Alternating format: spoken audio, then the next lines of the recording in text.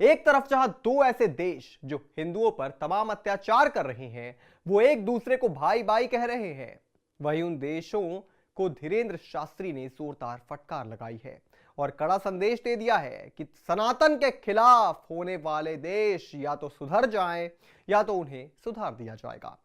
साथ ही बांग्लादेशी हिंदुओं पर भी कह दी है बेहद बड़ी बात। बताएंगे आपको बांग्लादेश में हो रहे अत्याचार पर किस देश ने किया है बांग्लादेश का समर्थन और आखिर क्या है बांग्लादेशी हिंदुओं को बचाने के लिए धीरेंद्र शास्त्री का प्लान। पर उससे पहले आयोन भारत को सब्सक्राइब कर लीजिए। नमस्कार, मैं हूं आपके साथ स्नेहित। आयोन भारत में आप सभी का स्वागत है। देखिए, बागेश्वर धाम पीठाधीश्वर पंडित धीरेंद्र शास्त्री एक बार फिर अपने बयान को लेकर चर्चा में हैं। दरअसल उन्होंने एक इंटरव्यू के दौरान कहा कि रोहिंग्या मुसलमानों को देश से खदेड़ देना चाहिए, उनकी जगह बांग्लादेशी हिंदुओं को देश में शरण देनी चाहिए। सरकार को इस नीति के बारे में सोचना चाहिए। धीरेंद्र शास्त्री ने कहा कि हमारे देश में बाबर जैसे आक्रांताओं ने मंदिर को तोड़कर मस्जिदों का निर्माण किया। अब सनातन का युग है, हर जगह मंदिर नहीं हो सकता, लेकिन जहां है वहां खोजा तो जा सकता है। अगर वह कोर्ट के आदेश और सर्वे के आधार पर मिलता है तो वहां सनातन संस्कृति की स्थापना या भगवान की स्थापना करना बुरी बात नहीं है। उन्होंने हमारे मंदिरों को तोड़कर बड़ी भूल की थी। भारत का हिंदू जाग गया है, जहां मंदिर थे वहां फिर से मंदिर बने, इसमें कुछ गलत नहीं है। सुधार करना कोई गलती नहीं है। मुस्लिम भाइयों से भी हम प्रार्थना करेंगे कि कोर्ट और कानून से बड़ा कोई नहीं है।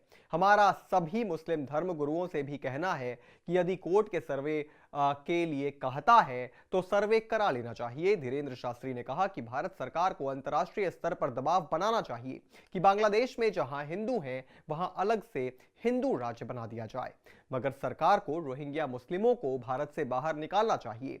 उनकी जगह बांग्लादेश के पीड़ित हिंदुओं को शरण देना चाहिए। अगर भारत सरकार यह कदम उठाती है तो सराहनीय होगा। धीरेंद्र शास्त्री कहते हैं कि भारत सरकार विदेश नीति के तहत अभी उतना मजबूत कदम नहीं उठा रही है जैसा उठाना चाहिए। जब किसी दूसरे मजहब के लोगों के खिलाफ कुछ होता है तो दूसरे देश अपनी विदेश नीति के तहत इकट्ठा होकर भारत पर दबाव बनाते हैं। उसी तरह से भारत को भी दबाव बनाना चाहिए। धीरेंद्र शास्त्री का यह भी बयान ऐसे समय में आया है जब पड़ोसी देश पाकिस्तान हिंदुओं पर अत्याचार कर रहे बांग्लादेश को अपना भाई बता रहा है। पाकिस्तान का कहना है कि बांग्लादेश हमारा भाई है, बिछड़ा हुआ भाई, हमें उनकी पूरी मदद करनी चाहिए। पाकिस्तान के उप प्रधानमंत्री इशाक डार का यह बयान अपने आप में बहुत कुछ कह रहा है। पाकिस्तान अब बांग्लादेश से रिश्ते सुधारने में जुट गया है। वहां हिंदुओं पर हमले हो रहे हैं। शेख हसीना को भागकर भारत आना पड़ा है। कट्टरपंथियों के मजबूत होते ही पाकिस्तान की सरकार 1971 के बाद पहली बार इस तरह नजदीकी बढ़ाने की पहल कर रही है।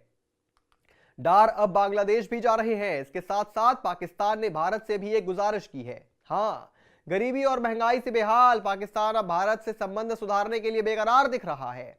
पाकिस्तान के डिप्टी पीएम इशाक डार ने भारत से द्विपक्षीय रिश्ते सुधारने की कोशिश की है।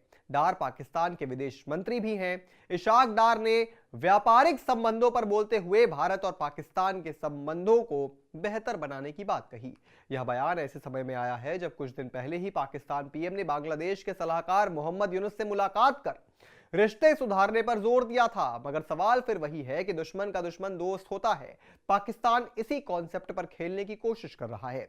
पाकिस्तान ये सोच रहा है कि लोहा गर्म है, हथौड़ा मार दो, मगर वो ये नहीं जानता कि पाकिस्तान और बांग्लादेश जैसे 10 देश भी भारत का कुछ नहीं बिगाड़ सकते। इस पूरी खबर पर आप क्या सोचते हैं दोस्तों, हमें कमेंट करके जरूर बताएं और भी तमाम बड़ी खबरों से जुड़े रहने के लिए आप देखते रहें आयोन भारत।